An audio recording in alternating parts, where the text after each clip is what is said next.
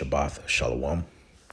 First and foremost, giving all praise, glory, and honor be to Yahweh, Bahasham, Yahushai, Bahasham, Rakaha, Kwadash. Double honors to the apostles and elders of Great Millstone, better known as GMS, who rule well. Peace and salutations unto the hopeful elect, the tabernacle of David, starting with the 144,000 and the rest of the men, women, and children out of the 12 tribes, whom Yahweh Ba'ashem Yahushai will ultimately have mercy upon in these last days. This is your brother Tsa'S, residing from the branch of the Great Millstone here in Melbourne, Australia. And I wanted to do a quick follow-up lesson based upon news and prophecy as we take the things that are going on across the world and we cross-reference it to the Holy Scriptures, all right, going into the prophecies. So this is a TikTok that I was able to catch from Fox local news in Atlanta, Georgia, going into TSA has announced that a $45 fee will be issued to any traveler who does not pretty much register to have a real ID. Okay, so let's listen up. If you're taking a trip soon and you have a flight, this one's for you. Traveling rules just changed and this one could cost you some money, so listen up. The real ID deadline is finally here after years of delays, and now the TSA says if you show up at the airport without a real ID or another acceptable form of ID, it's going to cost you some extra money. So let's make it all simple. Real ID is a more secure version of your driver's license or state ID. It came from a 9/11 Commission recommendation that was signed into law back in 2005. Although there were multiple delays, it's now in effect. So here's why you should care. Starting February 1st next year, if you don't have a real ID, passport, or any other approved ID, you'll need to use TSA's new system called Confirm ID. And that's going to cost you $45 for a 10-day travel window, plus extra time. You don't even like paying for the extra bag, so I know you don't want to do that. You can pay the fee online before your trip or at most airport checkpoints, but you should expect delays either way it goes. So if you're looking to avoid all of this, here's what counts as an acceptable ID. A real ID license, a passport or passport card, global entry or other trusted traveler cards, DoD IDs, permanent resident cards, tribal IDs, foreign passports, and then there are a couple of other things. But the easiest check of them all, if your driver's license has a star or a special symbol in the top corner, you're good. So if you're a Georgia driver with a valid license, you probably have nothing to worry about. But the bottom line is check your ID now so that you don't have to pay extra and you don't get stuck in longer lines. Don't say I never did anything for you. More details can be found about this on fox5atlanta.com. But in the meantime, safe travels. Okay, so that was pretty interesting because let's come over here. All right, this is from End Time Headlines, which also reported it. And I'm just going to let the website play in terms of reading from its audio so we can get some understanding. And then we're going to go into some a backstory that has led to this happening because, see, the water Yahweh Ba'ashem Yahushai for the apostles of Great Millstone, okay, that have been going into certain things behind the scenes of what these devils have been plotting and have been planning for many years.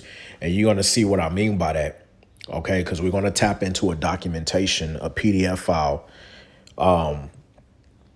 from the Rockefeller Foundation going back to 2010.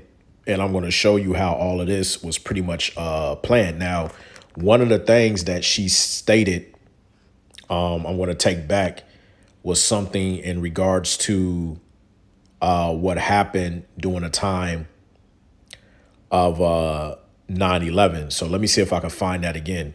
And you know what? Before I even do that, let's read this first, and then we're going to come back. All right. Let's see if this thing works.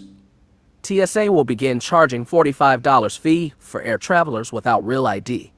Travelers who still don't have their real ID and want to fly will soon be required to pay a fee to get to their gate at any airport across the country, including Phoenix Sky Harbor.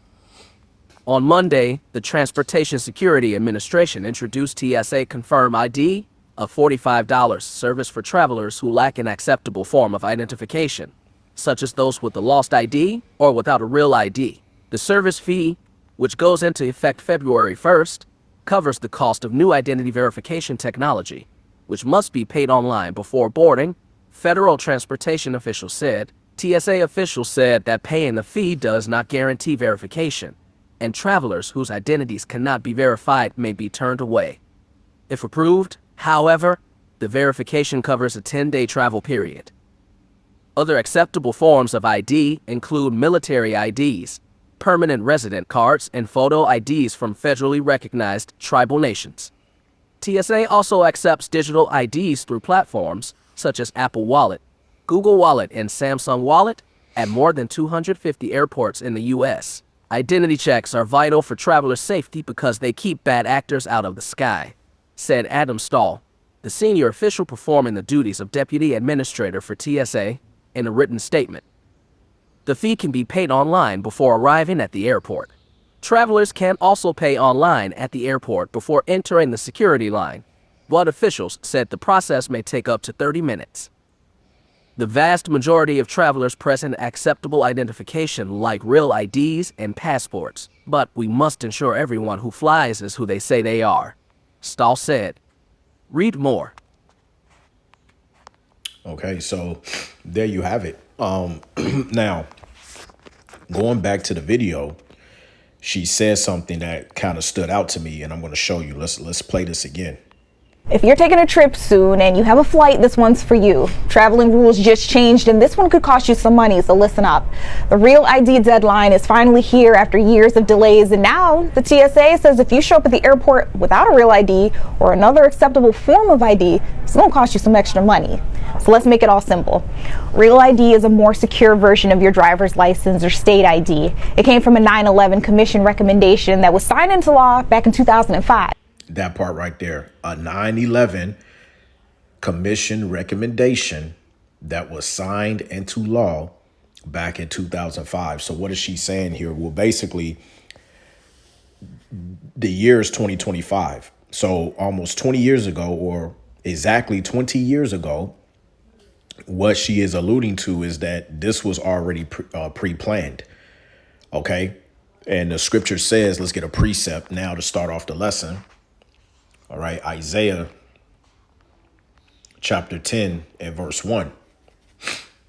And it reads, "Woe unto them that decree unrighteous decrees, and that write grievousness which they have prescribed."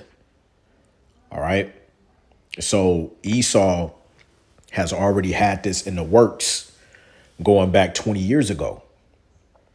Okay, and what do I mean by going back 20 years ago? Well, let's come over here now, because you have something that's called the Patriot Bill, okay, which I believe this came in around the time after 9/11. Now, watch this. It says the Patriot impacts personal identification within the U.S. by requiring financial institutions to collect and verify personal information to prevent terrorism and money laundering, and by expanding the government's ability to access records related to investigation. For an example, if mandates that when opening an account, financial institutions must collect and record a person's name, address, date of birth, and other identifying information to verify their identity. Now, to a person who's unlearned, you may read this and go, oh, that's really nothing to be overly concerned about, is because they just want to make sure that you're that actual person that you say you are in terms of opening an account. But what you're not paying attention is, as she stated in the video, which is leading to a digital lockstep, where they can basically control your every movement by identifying who you are and giving you green access to either travel or deny you access from not traveling. Because let's take it back. Because if you show up at the airport without a real ID or another acceptable form of ID, it's going to cost you some extra money. So let's make it all simple. Real ID is a more secure version of your driver's license or state ID. It came from a 9/11 Commission recommendation that was signed into law back in 2005. Although there were multiple delays, it's now in effect. So Right. And because what we just read, this was dealing with financial institutions, but you can see how this is now spilt over to not only financial institutions, but also government services. OK. And in order for you to access any type of government services, you're going to have to partake in this digital identification of a system. This is what people are not understanding. Now, to back this up even further, all right, let's come over here and we're going to take a look at this PDF file. Now, this is a PDF file entitled Scenarios for the Future of Technology and International Development. And this is a 2010 documentation from the Rockefeller Foundation that they ended up publishing online. It's just the fact that many people don't know that it's actually published because it is well hidden, and it is hidden for a reason. But we're going to show you that this was long in the works, right? That is leading us to this very time and end time prophecy dealing with Revelation chapter 13, verses 16 to 18. So I'm going to just jump straight to the point. We're going to get to the overall view here in their scenario, which is right here. Now, notice this is their chart that from the left, if you start from the left hand side, which is Lockstep, that's the current step that we're in. We're in between the Lockstep and the hack attack, because during the Lockstep, scenarios are being implemented around the world where they are causing the problem, whether it's a shutdown dealing with the power grid. Maybe there's an internet outage, right? They're causing these scenarios so that the people going into a panic stage can depend more on the government for their absolute control to pretty much track and trace the people. And then you have the hack attack. That's where the hack attack comes in, where they'll say that, oh, this has been the systems have been hacked. Somebody has hacked this, or the telecommunication systems was hacked, and this, that, and the third. All of these are scenarios that are being done on the left hand side through Esau Edom, OK, as he plays the role, which we say here, to plan the attack, or to, what's the word I'm looking for? Basically, problem, reaction, solution. OK, I think that's fair to say. You have a problem, which they create the problem. They wait on the reaction of the people. And then, according to Isaiah 10, they have rightly wrought out decrees that they already prescribed, meaning it was already in the works. They just needed the right scenario to play out in order for them to pretty much give that executive order to make the changes. This is why the scripture says, let's go to the book of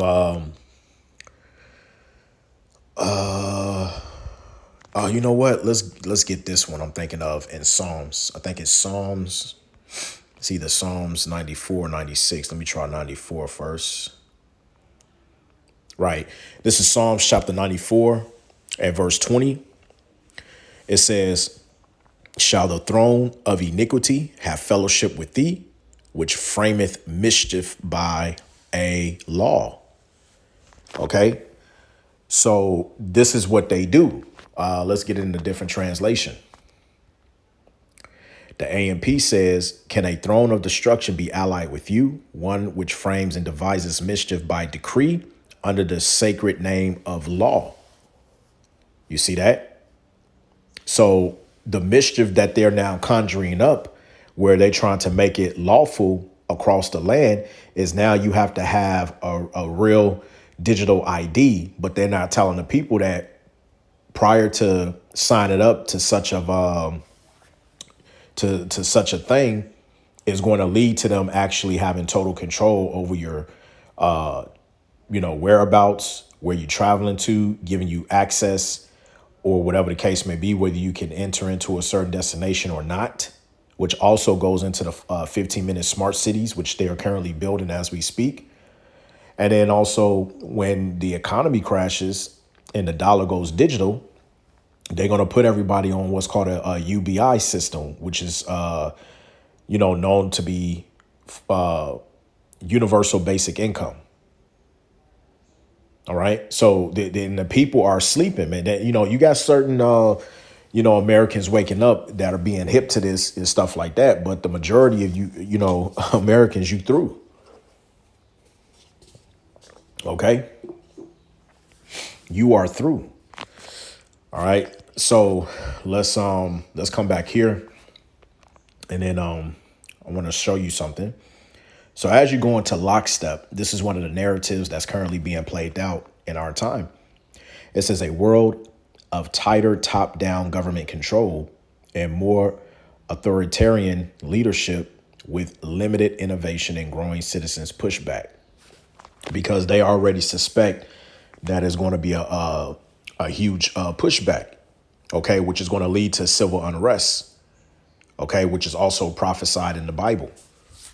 OK, it's all, that civil unrest is going to turn into civil war. Right. This is why a lot of the elites are starting to make their way into those bunkers, because all hell is going to break loose. And they know that World War III is on the edge of the seat right now, because Vladimir Putin just gave Europe a warning that they're ready for war. OK, so everything is playing out through prophecy. Right. But check this out. So when we go into Lockstep, technology and Lockstep, it says, while there is no way of accurately predicting what the important technological advancements will be in the future, the scenario narratives point to areas where conditions may enable or accelerate the development of certain kind of technologies. Thus, for each scenario, we offer a sense of the context for technological innovation, taking into consideration the pace, geography, and key creators. We also suggest a few technology trends and applications that could flourish in each scenario. Technological innovation in Lockstep is largely driven by government and is focused on issues of national security and health and safety. This is why Trump is pushing for that real ID. OK, because it goes back to national security, which under the former administration, known as the Biden administration, what did he do? He was the one under his administration that allowed for all of those so-called illegal immigrants to come into the country. That was setting the stage for the Trump administration to come in and said, hey, that was the problem. We saw the reaction to the people. And now guess what? We have the solution to the problem, and we're going to stay afloat with the technology and the data that we have collectively collected over the years. And through process of elimination, this is what we're going to do, because we're going to make America great again. And it's all disguised under that. But what people don't understand is they're being duped. You see, because it's all in the guise of national security and health and safety. They need to be able to see if you are a threat, this, that, and the third. Right. And people are falling for it. So it says most technological improvements are created by and for developed countries, shaped by governments' dual desire to control and to monitor their citizens. Let me read that part again. Dual desire to control and to monitor their citizens. OK, and essentially, when you break down the word government, gov meaning to control, ment goes back to mental state, your mind. So it means literally to control the mind. OK, And Esau's doing a hell of a job by controlling the masses of the people by feeding onto them through enchantments, okay, witchcraft, spells, and stuff like that through their mainstream media, putting out enchantments of words, saying the same shit over and over, okay? All of these sort of things, man. It says, in states with poor governance, large-scale projects that fail to progress abound. So it gives you an example, technology trends and applications we might see. Scanners using advanced functional magnetic resonance imaging technology become the norm at airports and other public areas to detect abnormal behavior that may indicate antisocial intent. We already see this going on in China right now. I did a lesson a few days ago or about a week or so ago, tapping into China's system that Australia ended up reporting on. And then they claimed that Australia is a little bit far behind on that technology. And we don't have no indication as to if that technology is actually going to come here on our shores.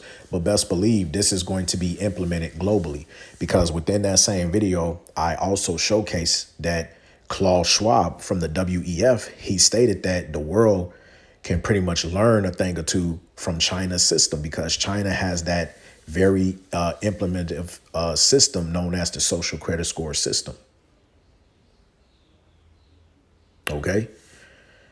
So for those of you who don't know how that system actually looks, basically with all of the facial recognition cameras, CCT cameras that are posted up in certain cities and blocks and stuff like that,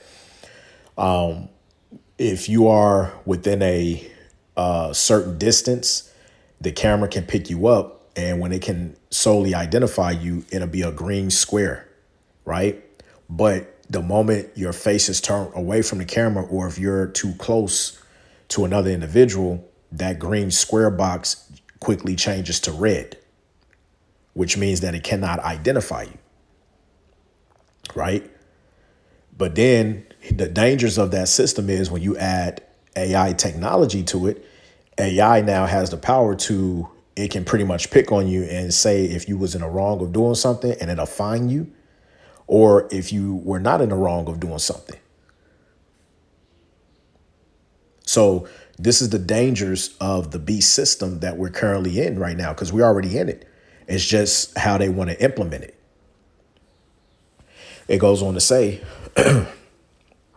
in the aftermath of pandemic scares, smarter packaging for food and beverages is applied first by big companies and producers in a business-to-business environment, and then adopted for individual products and consumers.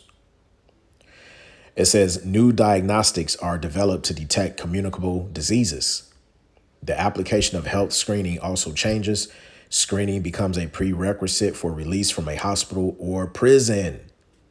So imagine what that's going to be like. Okay. Again, think about the dangers of artificial intelligence playing a role, because let's say you could be good, but the AI can detect something different. This is why the godfather of AI, I forget his name, but he left Google. He said, look, it's getting to the point now where the AI can override your decision. And if you think something was good or whatever, they can override it and think that it's bad and then cast you aside as being the evil one. So imagine you being diagnosed by your doctor or whatever, and then they use this AI technology to go through a prerequisite that can release you from either a hospital or the state prison. You see, it says successfully slowing the spread of many diseases, and that's the whole reason why we had the 2020 fiasco that took place, where you had to get a digital barcode. Remember, not Klaus Schwab, but Yuval Harari. He was the one that advocated by saying, never let a good crisis go to waste. So where they had everybody in a jiffy with that whole fiasco that played out in 2020, that was setting the stage to where we are here today. It says, telepresence technology respond to the demand for less expensive, lower bandwidth, sophisticated communication systems for populations whose travel is restricted. It says, lastly, driven by protectionism and national security concerns, nations create their own independent, regionally defined IT networks, mimicking China's firewalls. Governments have varying degrees of success in policing internet traffic, but these efforts nevertheless fracture the World Wide Web. Okay.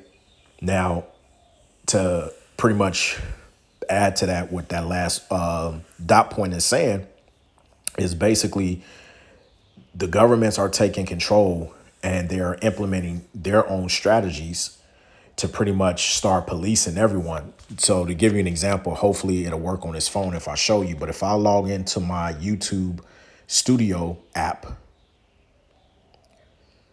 okay, let me see here. Okay, here we go right here. So they gave me the notification, right?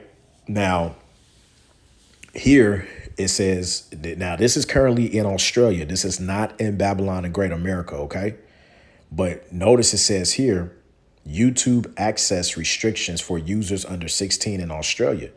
Due to a new law in Australia, the minimum age required to sign into YouTube in Australia is 16.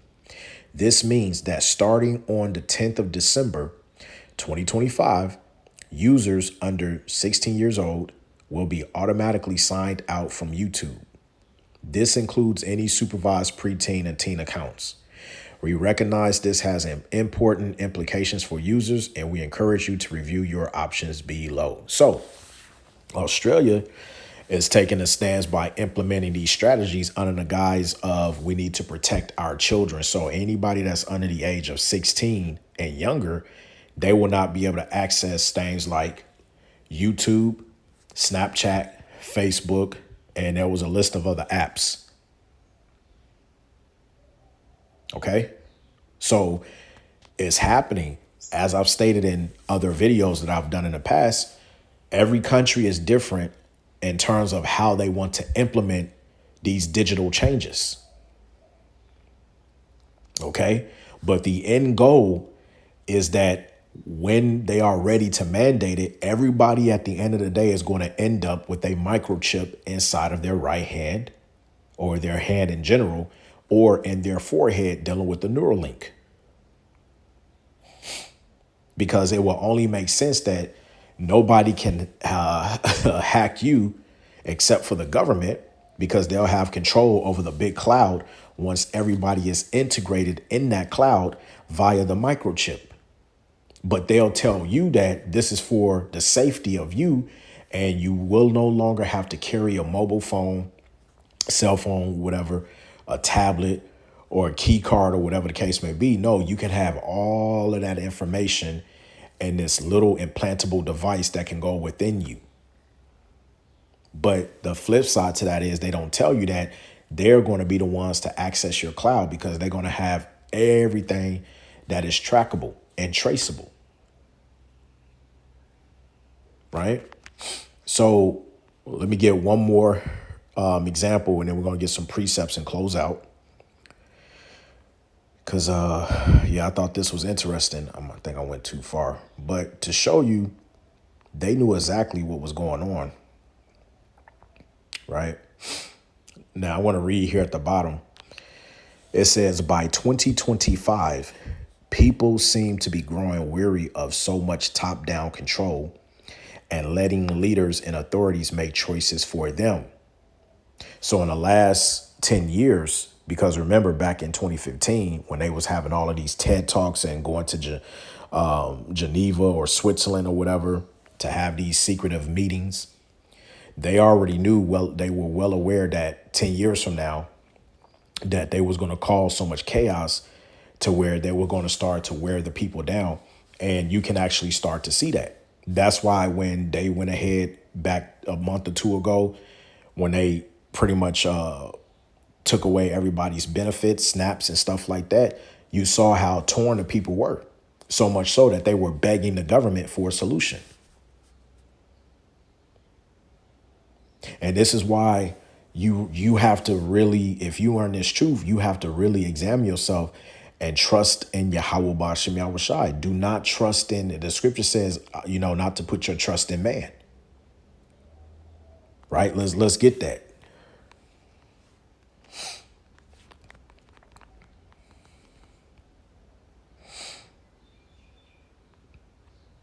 All right. This is Psalms 118:8. It says it is better to trust in Yahweh than to put confidence in man, because see, man can change like the different moon phases. It tells you that a fool can change as a different moon phases, roughly paraphrasing, but Yahweh is the same forever. Yahweh changeth not. And so everybody is going to be duped, because as it says in Isaiah, the 30th chapter, woe unto them that go down for Egypt for help. Because you trust in the shadow of Egypt. You trust in Pharaoh. Modern day Pharaoh is Nero 47, Donald J. Trump. You see?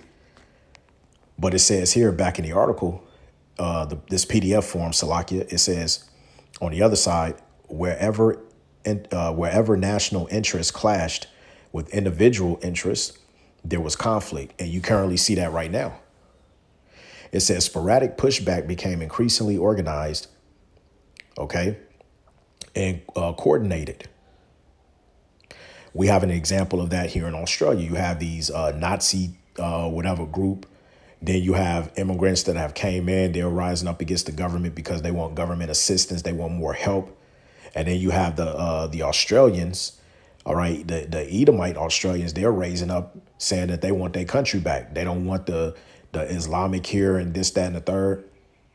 So there's a lot of pushback for organized and coordinated groups out here.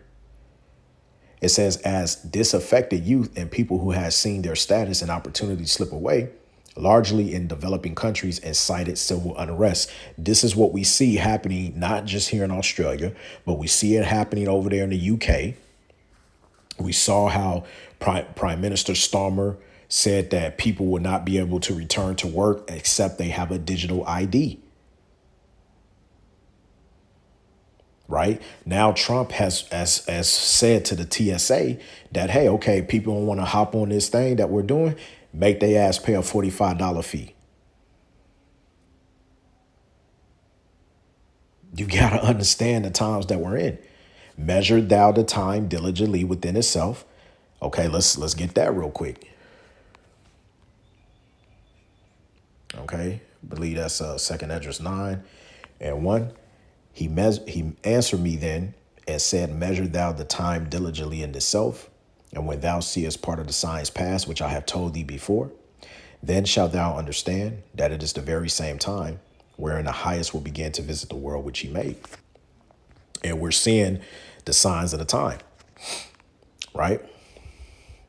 So then it goes into another scenario, which I'm eager to see how this is going to play out, because they said in 2026, protesters in Nigeria brought down the government. Now, they just named Nigeria as a particular place.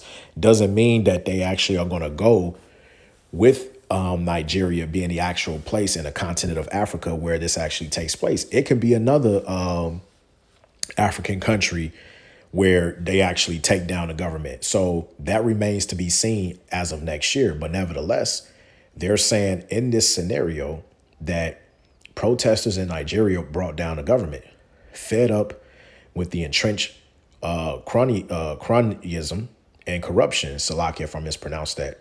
It says, even those who like the greater stability and predictability of this world began to grow uncomfortable and constrained by so many tight rules and by the strictness of national boundaries.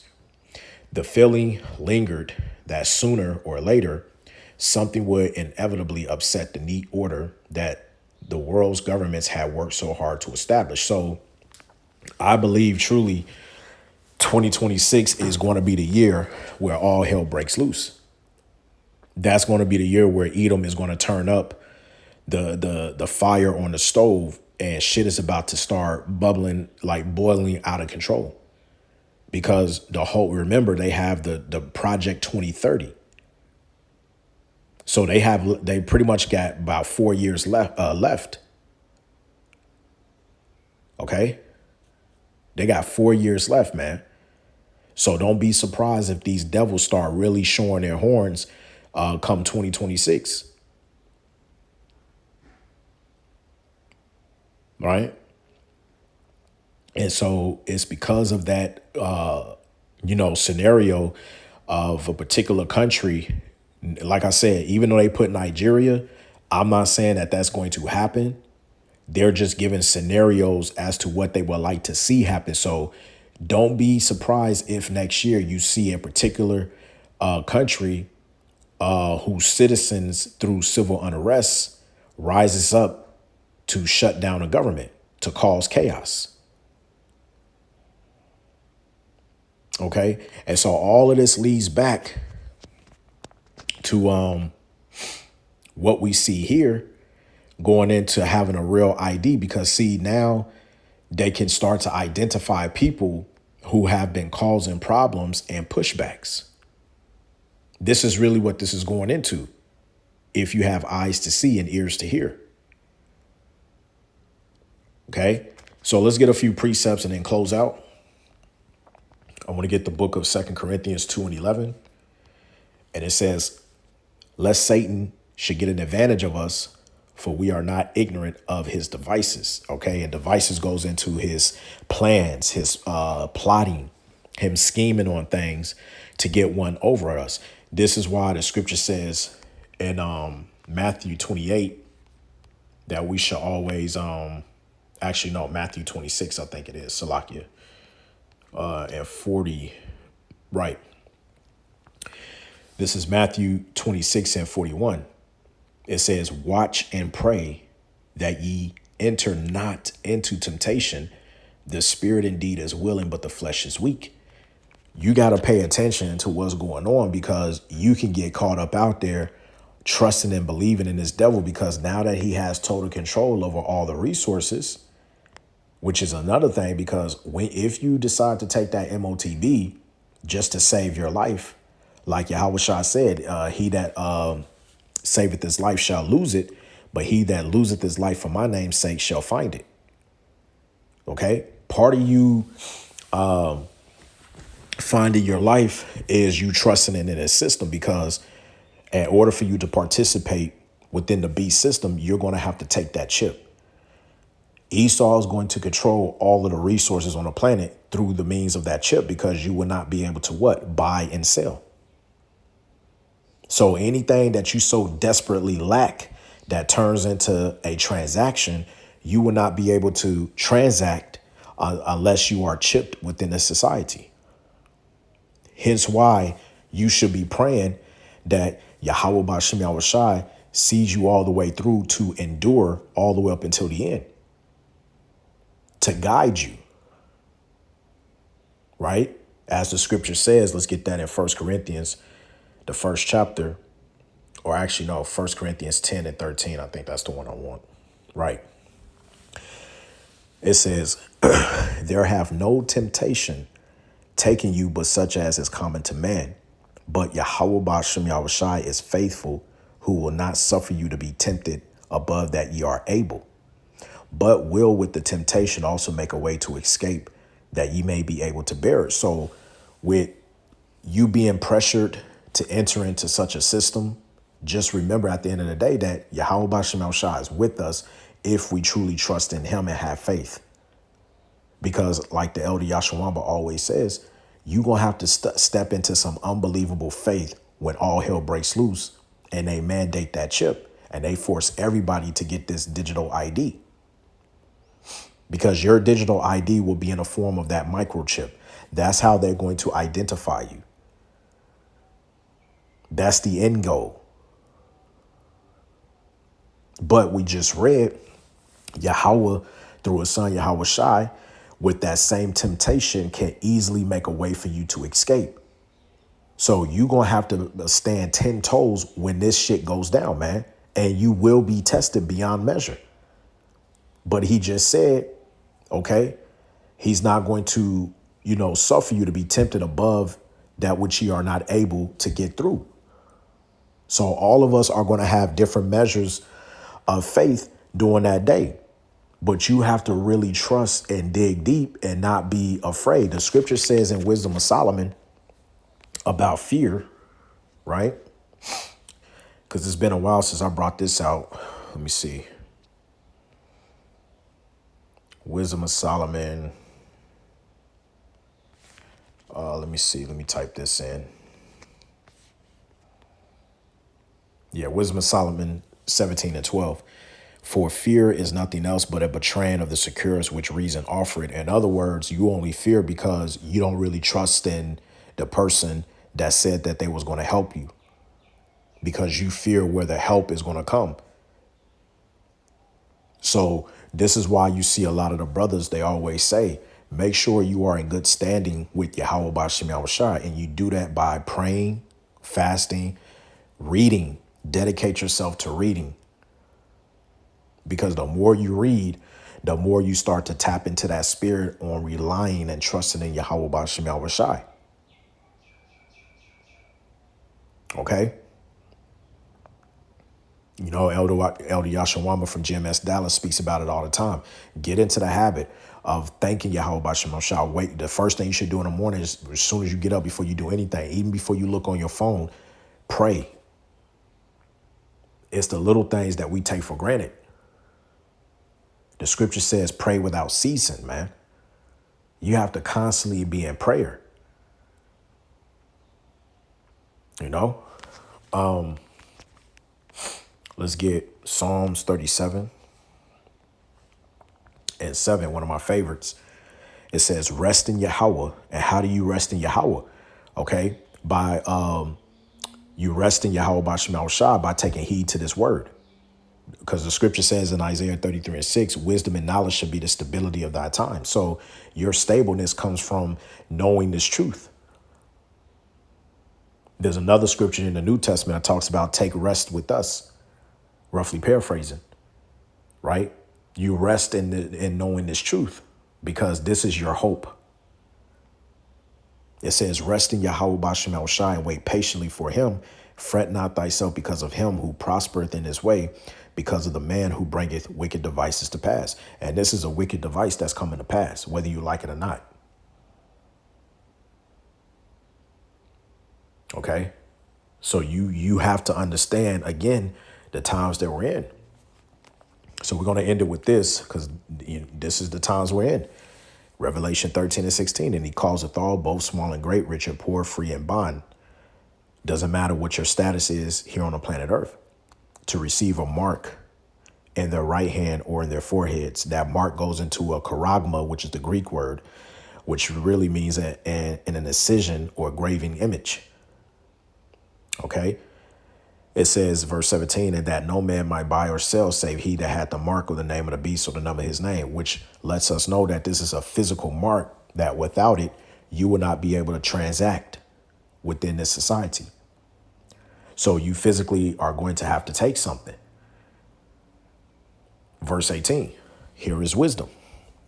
Let him that have understanding count the number of the beast, for it is the number of a man, and his number is 636, which we go into that in the breakdown. Is that when you go into the Greek word and you look up the word stigma, it literally means to prick the skin, which back then in the ancient world, when they had slaves, they used to bore their slaves by pricking them or branding them.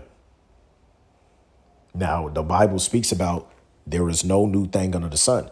So what they did back then, they're going to do all again today. The difference is it's enhanced through technology. So what's going to be the ultimate branding through this digital society? You will have to receive a microchip. That is your way of being branded within Esau's beast system. Okay. So that's pretty much it. You know, I pray that this lesson was edifying, straight to the point. And I want to give all praise, glory, and honor be to Yahweh, Bahasham, Yahushai, Bahasham, Rakah HaKodash. Double honors once again to the beloved apostles and elders of Great Millstone, better known as GMS, who rule well. Peace and salutations unto the hopeful elect, the tabernacle of David. All right. And it's on to the next. Ashar Shabbath. Shalom.